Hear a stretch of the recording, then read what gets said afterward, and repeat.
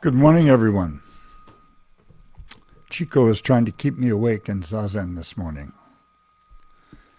I was up very, very early, and now he's out trying to wake the world, telling them it's time to come to Zazen.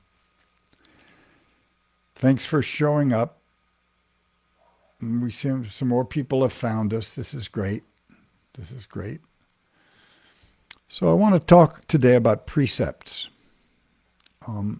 but I want to give you the concept of why I'm talking about it. I read two unsettling things in the news in the last couple of days, and they made me think about the precepts. The one is that there's a large and well-funded, with outside money, campaign to unseat Gavin Newsom as governor. And the stated reasons are that we need to get back to work. We need to get our kids in school. We need to get back to normal. And it's partly an expression of great fatigue and discomfort and stress. Sickness and death is all around us. Danger is all around us. Even if you think that COVID is a hoax, 500,000 people have died of something.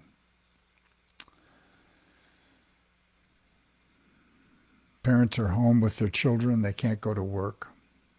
And I can't help but think that this response has been exacerbated by the fact that for a year the federal government did nothing like treating COVID-19 as a disaster and just offering disaster relief to the nation as you'd offer in Katrina in New Orleans or a hurricane. The vaccines have not reached a significant portion of the people yet, and he is hesitant to open schools when they're not safe. Many schools don't have good ventilation systems. Many teachers have not been vaccinated. And as much as people want it to happen, unless it can happen safely, he'll be equally blamed for the surge that will follow. The second one was the governor of Texas's announcement or sleight of hand. Texans will travel. I remember when I lived there, it was the only state where you could drink and drive and keep a revolver in your glove compartment. Good for ideas of unlimited personal freedom, but not so good for a world in which everything is interdependent. And we're interdependent with Texas. Very often it's not an opportunity to lecture them, but it is an advertisement that they're more concerned with their own personal liberty than with your safety. Around the time 3,000 years ago, 1000 BC, large cities were beginning to form in India and Nepal. And these cities were throwing people of various cultures and belief systems and divergent views and everything from whack-a-mole crazy men to ancient wisdom that had survived since the Paleolithic. And Buddhism turned out to be a great lubricant for the frictions that were evolving. It turned out to fill a real need at that time. And because I still believe it's a great lubricant, and because I still believe that we're the same humans that lived 3,000 years ago, we have better toys, I practice Buddhism. And so what is that? What is the practice of Buddhism, really? What is it?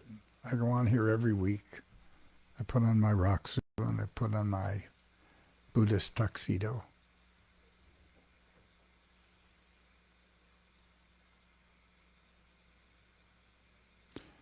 Well, all Buddhists the world over,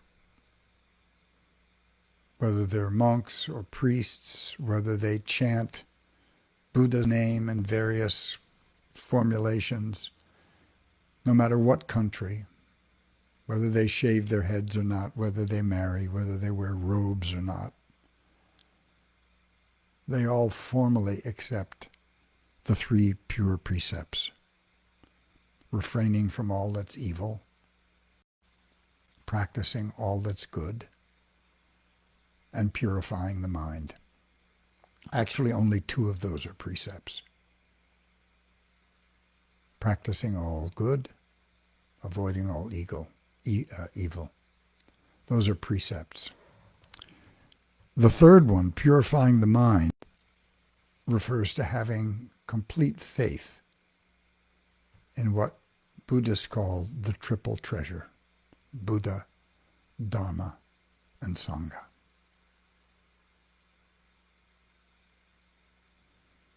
But we think Buddha lived 3,000 years ago. And then they tell me that we're not worshiping that guy. When we bow to a statue on the altar, we're not bowing in the same way that, let's say, a Christian bows to Jesus, or a Muslim bows to, well, there is no representation of Muhammad on an Islamic altar. We're actually bowing to the entire universe. That's what Buddha is. That's the big secret. The entire universe. And to the degree that we are indistinguishable from the rest of the universe, not indistinguishable, but we can't be separated from the rest of the universe. We're supported by the rest of the universe. We are composed of the rest of the universe. When we bow to Buddha, that's what we're bowing to. We're bowing to wisdom. And we're bowing to our own wisdom. And we're bowing to the wisdom of Buddha nature, which is the nature of everything. This vast, inconceivable, formless, pregnant energy, always active, always on the verge of changing, moving into things. And to have faith in that, it's about the only thing that Buddhists are asked to have faith in.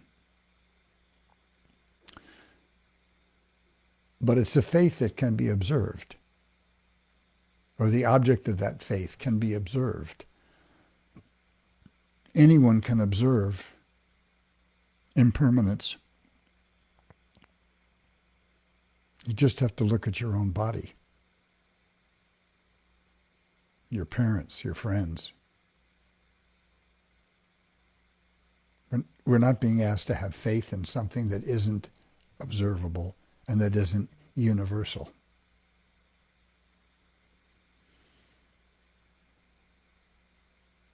Impermanence, the fundamental reality. And one other thing, which is causation. Sounds kind of contradictory. It is contradictory. But Buddhism is a tricky puppy.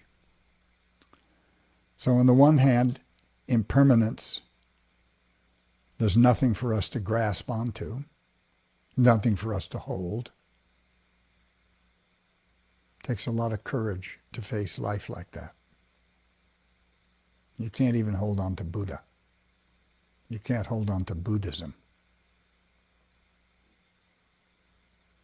But when we act, there's a reaction. That's what we call karma. And that's also absolute. I think I talked a few weeks ago about the story of the old Zen master that showed up in the audience of, not a Zen master, but a monk that showed up at a Zen master's lecture. And he was there for years and years and years. And one day when everyone left, the master said to him, "Who are you and why are you here?" And the man said, "Well, I used to be a priest in this temple. And once I was asked, is an enlightened man subject to the laws of cause and effect? And I said no. And I was punished by being turned into a fox for 500 years. And now I've come to ask you the question." So he asked the teacher the question, and the question said, the teacher responded and said, "No, nothing is outside cause and effect." And the old monk was enlightened, and he said, "Out behind the temple you'll find the body of a fox. Please bury me with high honors." And he left. It was never seen again. They found the fox and they buried it with high honors. Cause and effect is absolute. Well, I always wondered, why a fox? Well, foxes have been universally connected to intelligence, smarts. And when it comes to Buddhism, our intelligence can get us into trouble on a number of fronts. First of all, the universe is too vast, too inexplicable to be grasped by intelligence. Second of all, intelligence has no moral valence. Intelligence can build a hospital or a concentration camp. Intelligence can create a vaccine or a biotoxin.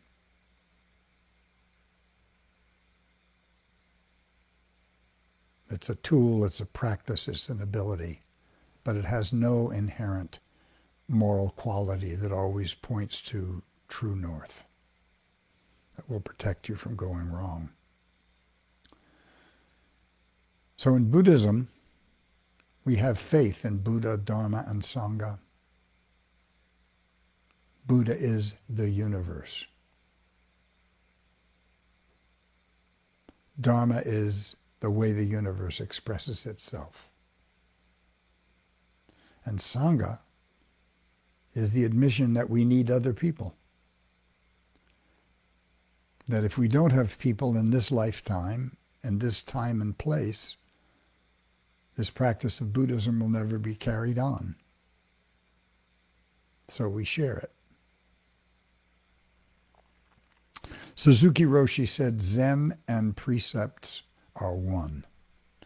We tend to think of precepts as laws, as judgments, in the same way that a lot of people think that a mask is an impingement on their personal liberty.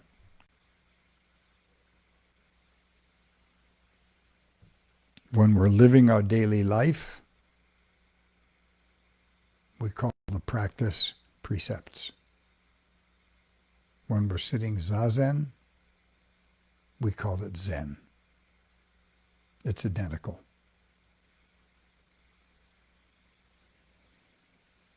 And although there is a collection of precepts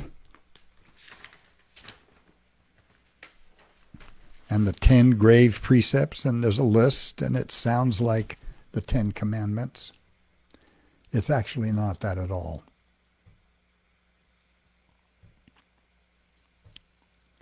I'm responsible for what I do. It's pretty simple. I'm responsible for what I do. That means I have freedom to choose.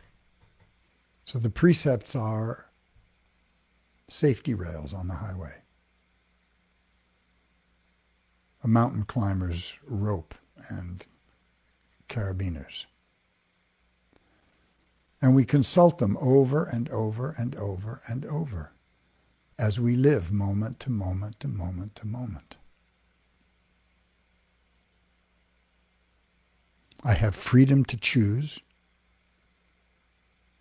I don't have to choose the precepts, but they're there to guide me if I want them.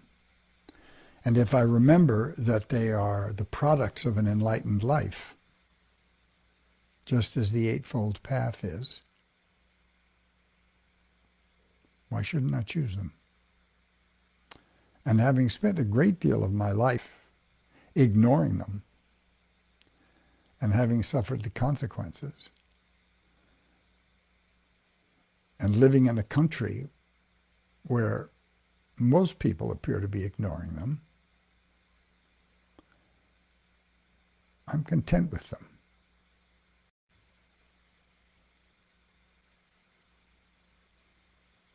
And my awareness is Buddha's awareness. And so is yours.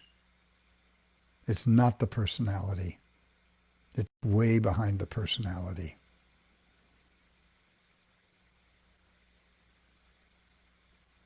And if you stay focused on that awareness, there is no time, because the universe is beyond time. And so in that awareness, Buddha is still alive, and all the bodhisattvas,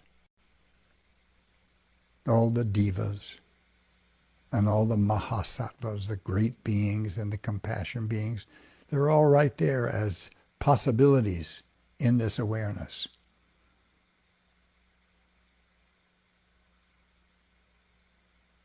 And when we make choices in this awareness, if we're Buddhists, we consult the precepts because we have confidence that they create an enlightened life. They minimize harm. They maximize kindness and compassion. They take us to a world that is deeper, more profound than intelligence can offer. It's the world of intuitions. You know, intuition is a far older mechanism than intelligence, and it uses far greater areas of the brain. Intuition is a combination of intelligence, memory, and emotion. And when it's triggered, it lights up vast areas of the brain. So millions of years ago, the little monkey that was eating a nut and heard a noise in the bushes and dropped the nut and jumped up into the tree and learned it wasn't a lion, it was another monkey, added a piece of data to the collective understanding. And we have this intuition. And intuition is really the only thing that's capable of guiding us through the complexity of life. I've talked before about the dangers of seeing ourselves like a fact, imagining ourselves being seen from outside. That's not how we live. We live inside. We live with our feelings and thoughts and impulses and sensations. Well, if we know that the most reliable teacher is Buddha nature itself, and we dedicate some time every day to consulting and bathing in it, and if moment by moment by moment, when we make the choices that we're free to make, we consult the precepts, we're coming pretty close to living an enlightened life. And at that point, I won't say it's more important,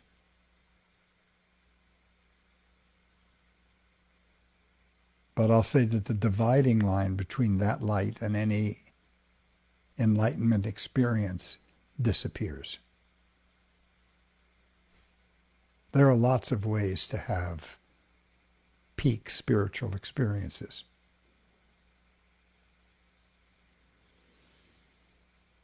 But if you're not kind, if you don't respond gently to this universe, if you don't respond to the miracle of it, Well, you've had an experience. Isn't that wonderful? People come to me sometimes and they'll say, oh, I was sitting zazen and Buddha came down and gave me a dozen roses. Okay, nice. The point? No. Important? Oh, maybe a signpost.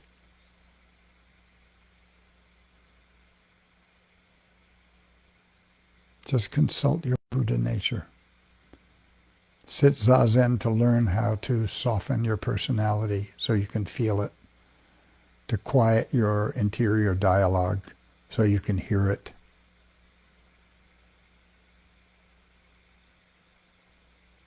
When you sit zazen, you are violating no precept. When you follow the Eightfold Path step by step, if you need to, you can consult the precepts step by step. They'll do no harm. They'll generate no negative karma. When you sit zazen, you let your karma play on emptiness. That's what you're immersed in.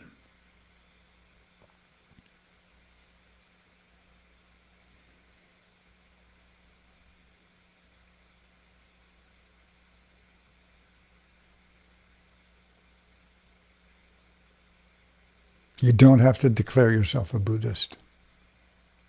The Dalai Lama said there's no necessity to change your religion. He's right. Just practice kindness. Just practice compassion. Just practice introspection. Not trying to solve everything through your intelligence or reason it out. Trust that the answer to every question is in big mind, which is your Buddha nature. It has every possibility in it. So it's a better place to look than the world of logical dialectics and either-or contradictions.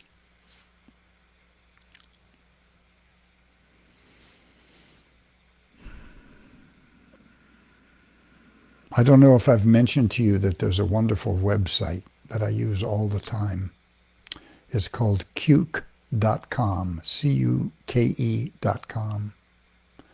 And my Dharma brother, David Chadwick, has kept it going on spit and prayers for 55 years.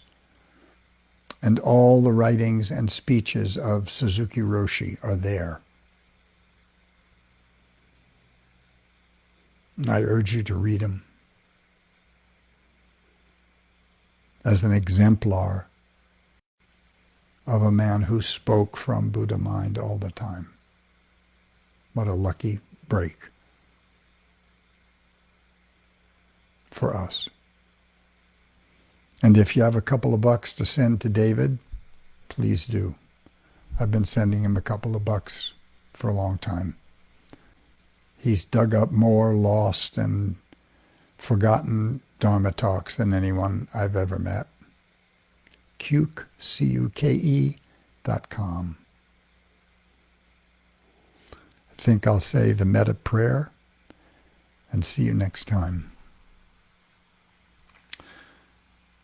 May all beings be filled with loving kindness. May all beings be free from suffering. May all beings be happy and at peace. May all beings be filled with loving kindness. May all beings be free from suffering. May all beings be happy and at peace. May all beings be filled with loving kindness. May all beings be free from suffering. May all beings be happy and at peace.